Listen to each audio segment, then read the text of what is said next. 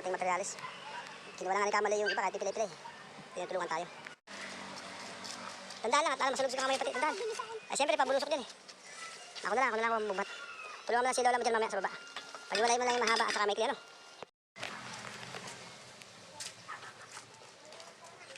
Wala, baka tayo masalugsok, mahirap. Lugsok tayo ito, wala merte.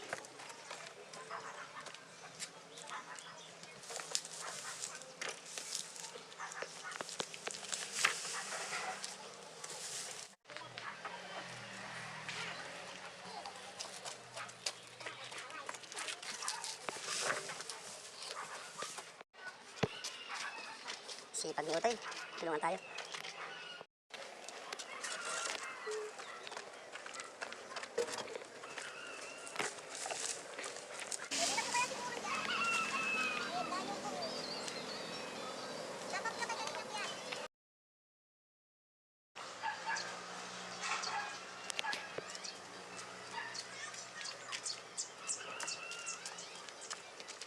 Ako na makalingap. Ano yan? Magpapag.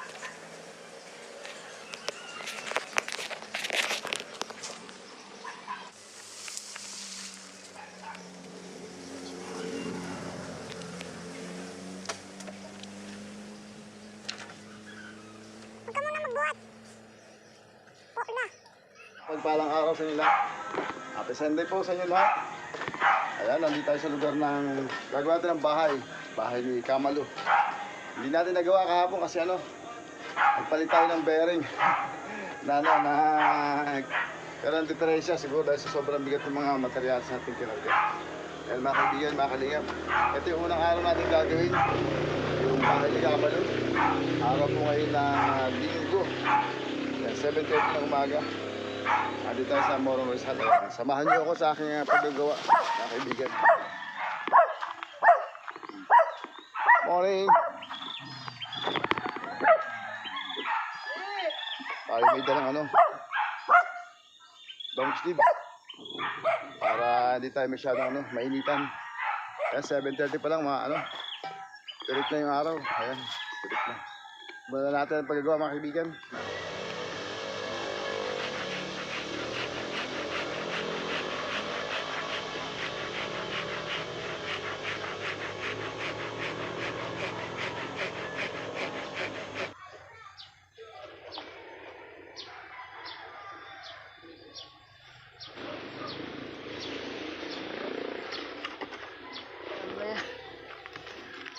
Mabuti na lang, yung aking kinausap, kumayan.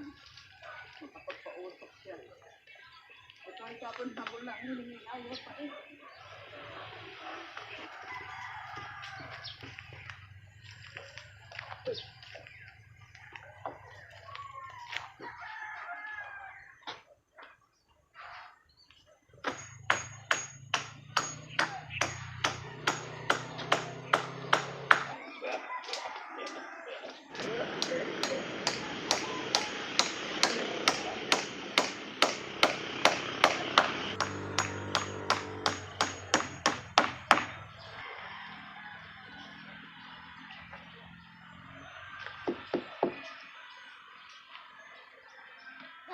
Ayun, mamaya.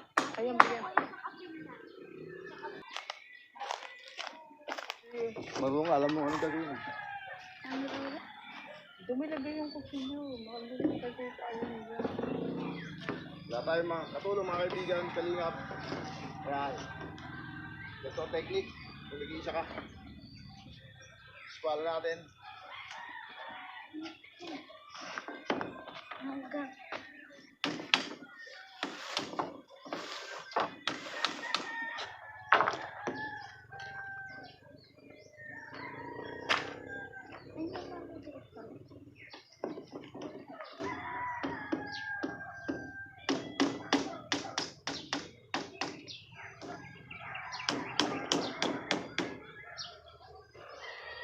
Yun yung kawayan. Kumuha ka na isang yung malas puputuling ko.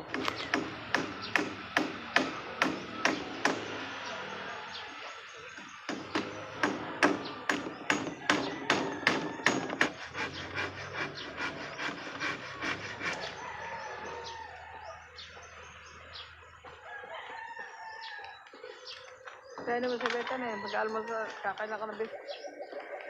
Saka lang.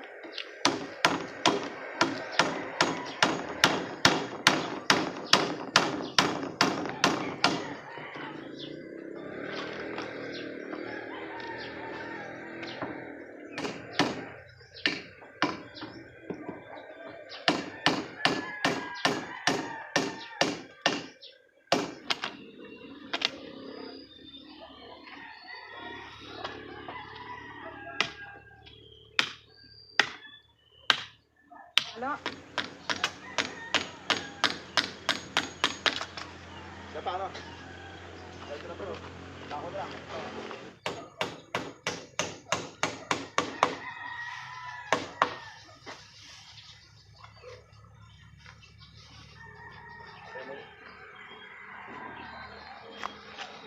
Pagka wala ka kasama, mga kalingap, tako mo muna. Kasi wala kang tinahawak, tako mo muna sa baba. Pag ano, i-assemble muna. Kasi nag-iislan tayo eh. Katulad tayong bata. Ito na, may kapit tayong bata rito.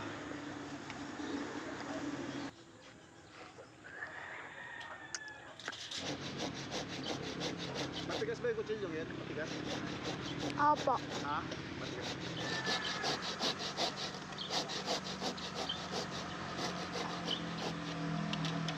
Ako na lang.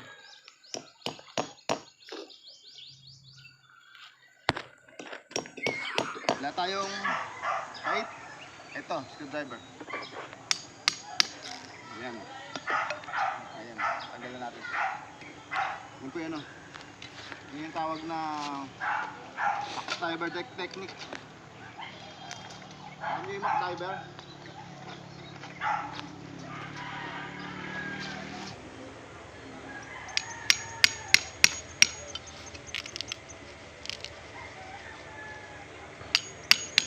Iba talaga ano yung fight. Punat. MacDiver eh.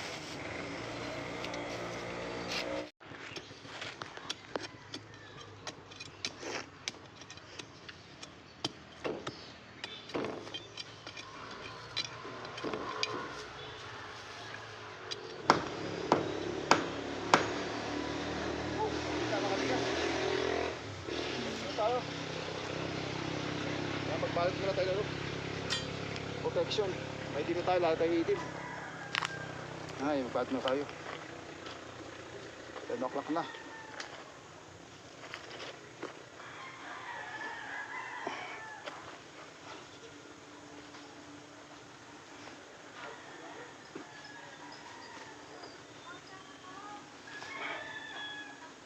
Kaya alam, medyo mainit naman pag kami ganito.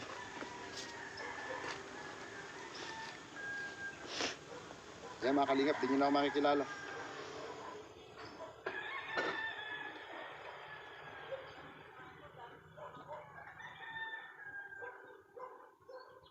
Yan po ang ano, buhay ng ano, naglilingap. Vlogger at karpentero.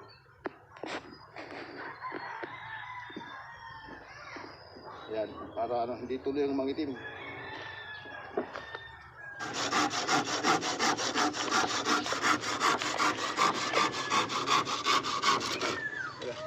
Wala.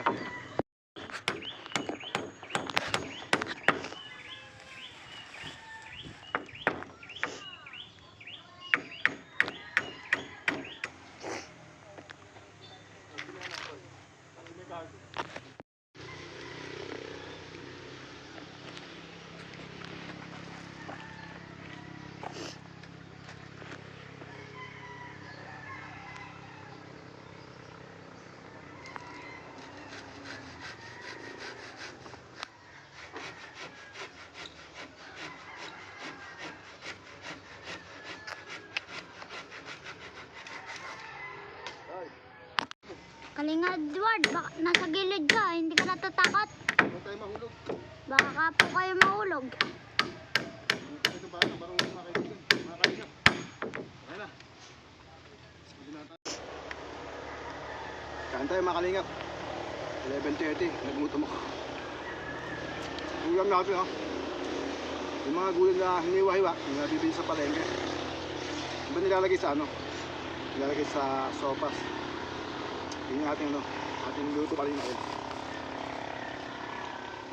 Tama tayo. Ginis ako, lagyan ko na ano, sardinas kanina umaga. Para hindi ako babalik-balik ng malayo yung lugar na ito. Tsaka mainit. Kaya tayo na ng halian mga kalingap. Ayun tayo, kain. Kumakain pa kayo ng ganito. Ganitong gulay. Anto, luto nga pachamba.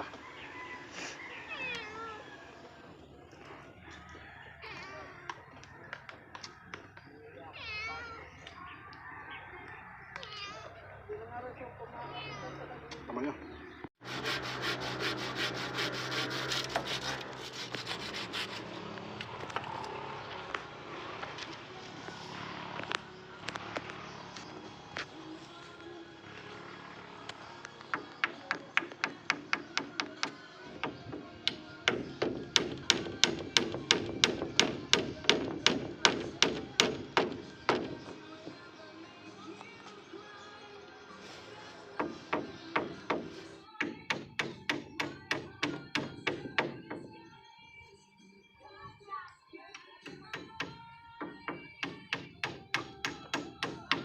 Tumumba po yung hagdan. Ingat po kayo dyan. Baka mga ano yan. Wala tayo hagdan mga kaibigan. Umiikot.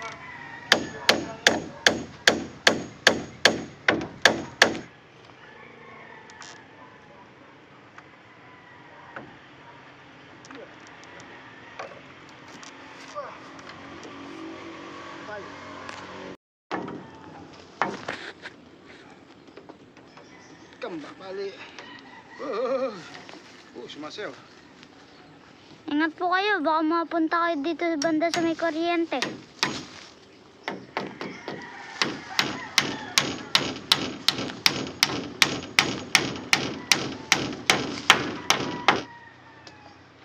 Malog mga kalingap.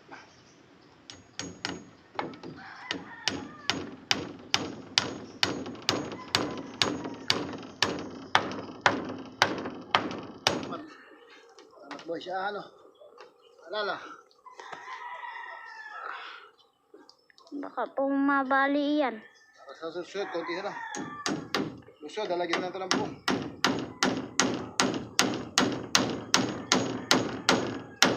Isang pagpalang hapon sa inyo lahat mga kaibigan. Nasa lingap. Alas 3 ng hapon. Araw ng Martes. Nandito tayo muli sa lugar ni Camalo. At pangalawang araw natin gagawin yung kanyang bahay.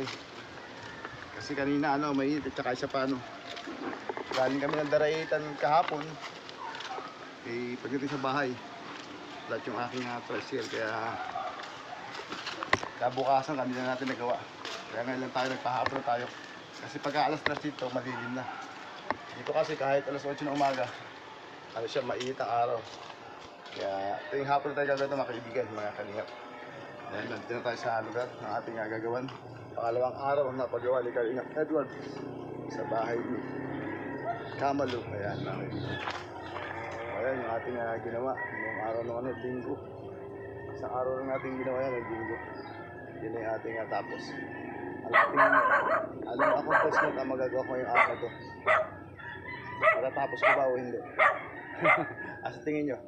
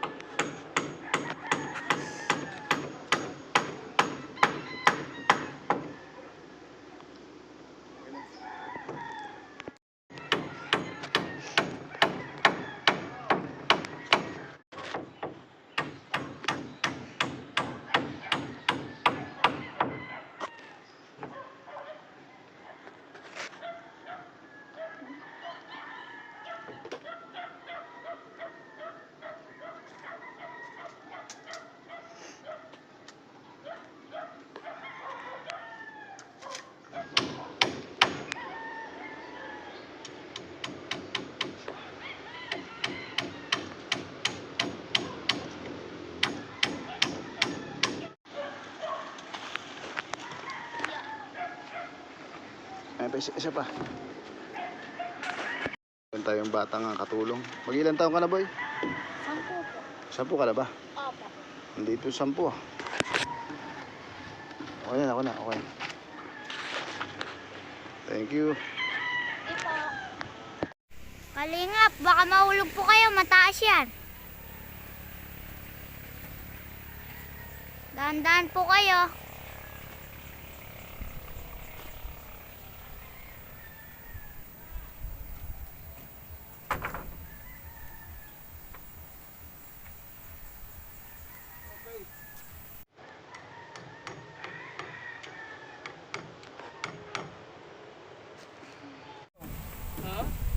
Isang araw at kalahati pa lang.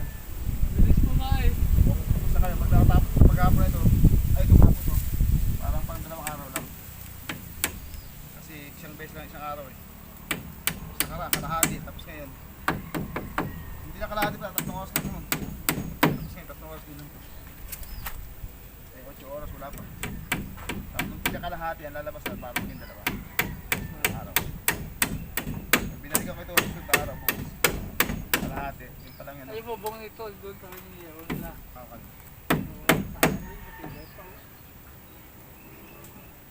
Madali lang ito. Lagyan ng paano ng extension, no? Kayo ba yung sa farm? Ha? Ha? Kayo ba yung nakatira sa farm? Oo. Ano kayo yung may aldo?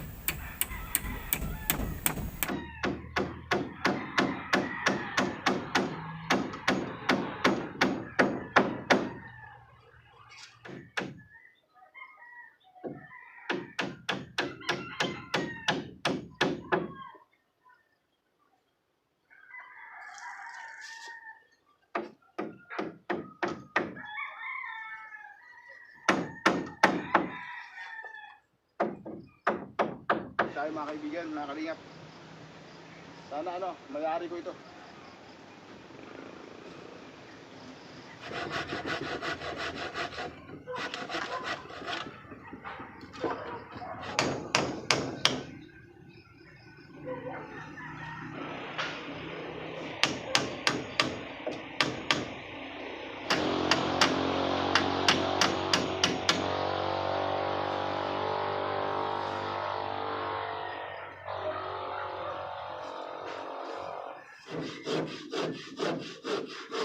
Ano sa palagay nyo?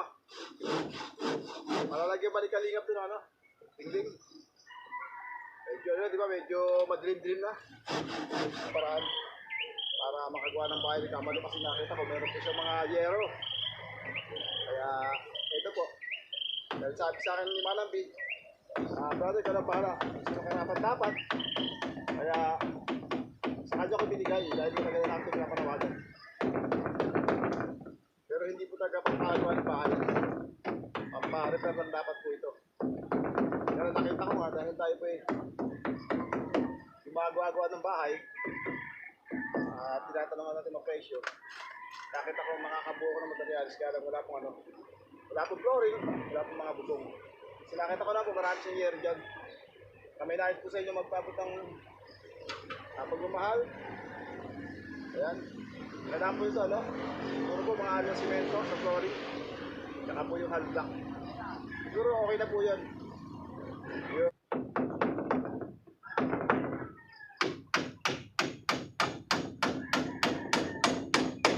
Ayan, mukhang mayayari ko. Bago magdilim.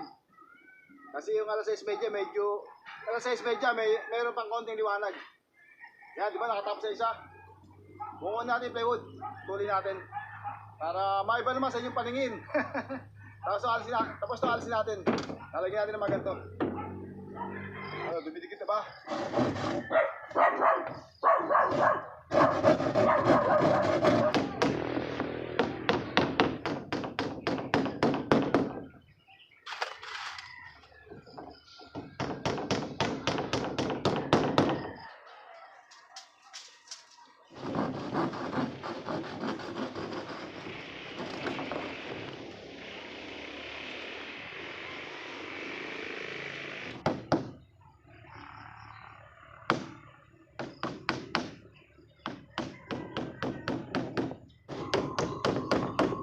Nakita niyo yung forma.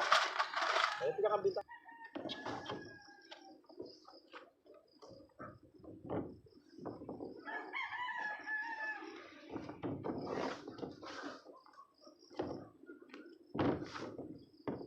Ayan, nandito ulit tayo mga kaibigan, mga kalingap, sa ating ginagawang bahay ni Kamalo. Ano na, bali, magpo-pour na. Hapon na tayo kasi galing kami ng asawa ko sa S Avenue. Sa may Taytay. Ngayon, sayang naman yung oras. May natitira pa. Pagkakabit ng halian. Eto, punta tayo dito. Ubusin ko na lang natin ang konting materyales. Para mukhang wala pang tao. Wala pa sila Kamalo. Para pagbalik nila, maninibago sila dahil meron ng ding-ding kahit paano yung kanilang bahay. Ayan. Sana matapos natin ngayon yung mga natitirang materyales. At may kabit ko rin sana yung natitirang mga plywood. Samahan nyo ako. Alam ko nananawala kayo sa kapupukpuk ko. Na walang katapusan na yan. Ito baka hindi ko na masyado makuna ngayon kasi gusto ko makuna na lang nakakabit na yan. Kaya tiniwang kahapon. Yan yung bintana. Ayan. Lagyan natin yung konti rito. Simula dito, isang dangkal pataas, lalagyan ko ng plywood. Para hindi na masagwang kitang-kita yung kahoy nito. Ayan. Yan ang bintana sa likuran. At yung sa kabilang yun. Try natin may lagay yung dingding doon. Kahit hindi nakapix ng todo, basta maitayo ko lang para wala lang plywood na sa baba. At yung material na iwan dito, uubusin na lang natin. At sana may ginito ang puso. Na sana yung sa kakulangan to ay magpaabot ng ng tulong o ng blessing para mayari ng tuluyan kasi kulang sa flooring. Walang flooring. Tsaka kailangan lagyan ng halbak. Yan ang kulang yan. At saka karagdagang 5 plywood. Sige mga kaibigan, mga kalingap. Samahan niyo ako. At sana matapos ko ito bago magdilim. Para makauwi naman ako ng konti na magap. Kung sakali itong araw ito, kukonsider ko na pag pinagsama-sama ko yung gawa ko nung nakaraan isang araw at tapos yung parang araw ay 3.5 oras at kahapon ganoon din 3.5 oras, bali 7 lang yun. Tapos ngayon siguro makakagawa pa akong 2 oras, di bali parang nalabasan 9. Parang consider na pag pinagsama-sama mo 2 days lang. Kasi isang araw na paggagawa talaga 8 oras. Kaya yan. Pagkatapos ko mamaya talaga lahat yan para lumalabas. Sa kabuuan na matatapos ko sa araw to ay 2 days lang mga kaibigan, mga kami. O sige, tama na ng taktak.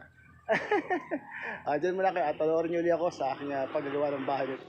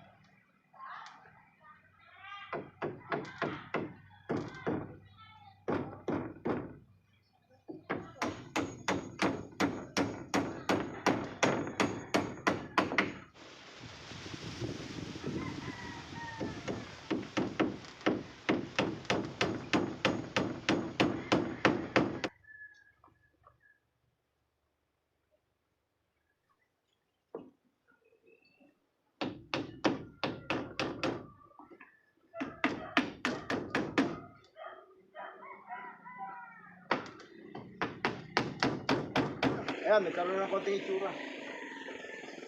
Pinagin ang butas ng bintana. Ito.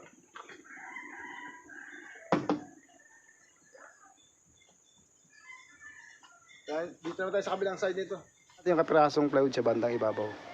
Para magkaroon ng itsura yung bintana. Ayan o. Nabuo na natin yung pamakuan at saka yung plywood sa likod ng bahay. Ayan. Ako pa mga dingding mga kaibigan, mga kalingap. Sa bubong. Pero huwag kang mag-alala. Kahit umulan, di na masisira itong dingding ito. Kasi ito kung tawagin waterproof. Kasi ito yung bang marine ply na gamit siya pandingding sa bangka. Kaya kahit umulan umaraw, ito masisira. Para medyo maganda naman tingnan na may natapos tayo. Bubong na lang ang naghihintay. Saka yung flooring. Hindi pwede lang gamitin itong bahay nito.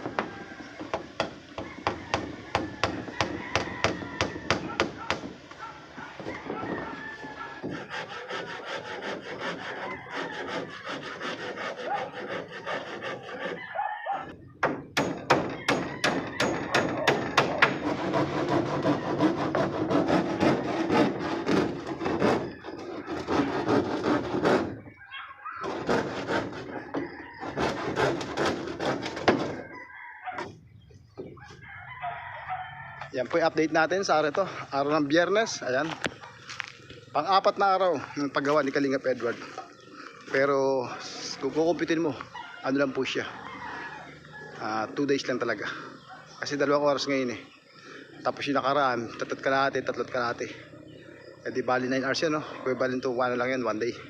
Tapos yung unang araw, straight. Ayan, nagawa natin mga kaibigan, mga kalingap. Ubus na yung materialis natin. Baka meron po may gusto tumulong sa inyo. Yung mga gininto ang puso dyan, nakakaluwag sa ibang bansa. Mga nais pong tulungan sila Kamal, no? Para po mayari ko po ng pong maigi ito. Itong bayan ito, makompleto po natin. Kulang-kulang 5 plywood po. Tsaka mga 10 2x2. Tsaka 6 na semento, tsaka buhangin yun po. Para po magkaroon ng flooring. At tsaka malagyan ng hard block na 2 patong po sa ilalim. Para hindi yung anayin at tsaka talsik yung tubig. Sabi pati ni Kamalo din sa lugar nito, malapura dito, bubukal na tubig yan. Kasi dito pa sila nakatira ng araw. Ngayon nilipat sila dito dahil binenta na.